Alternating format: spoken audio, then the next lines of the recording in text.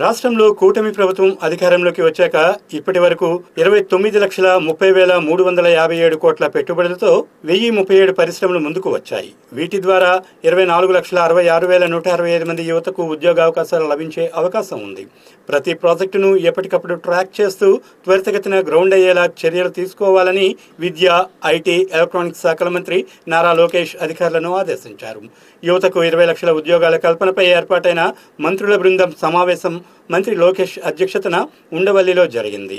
సమావేశంలో లోకేష్ మాట్లాడుతూ పరిశ్రమలకు భూ కేటాయింపులు, అనుమతులు, ప్రోత్సాహకాల విషయంలో వివిధ శాఖల సమన్వయంతో పనిచేయాలని, ప్రతి నెలా నిర్వహించే సమీక్షలో పురోగతి కల్పించాలని అన్నారు. జాతీయ, అంతర్జాతీయ పారిశ్రామిక సంస్థలు ఏపీని ఎంచుకోవడానికి స్పీడ్ ఆఫ్ డూయింగ్ బిజినెస్ విధానమే ప్రధాన కారణం. దీనిని ప్రతి అధికారి చిత్తశుద్ధితో అమలు చేయాలని ఆదేశించారు.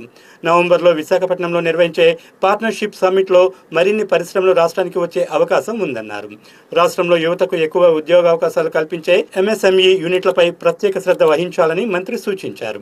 ఈ సమావేశంలో మంత్రులు పొంగూరి నారాయణ, కందుల దుర్గేష్, గొట్టిపాటి రవికుమార్, కొండపల్లి శ్రీనివాస్ తదితరులు పాల్గొన్నారు.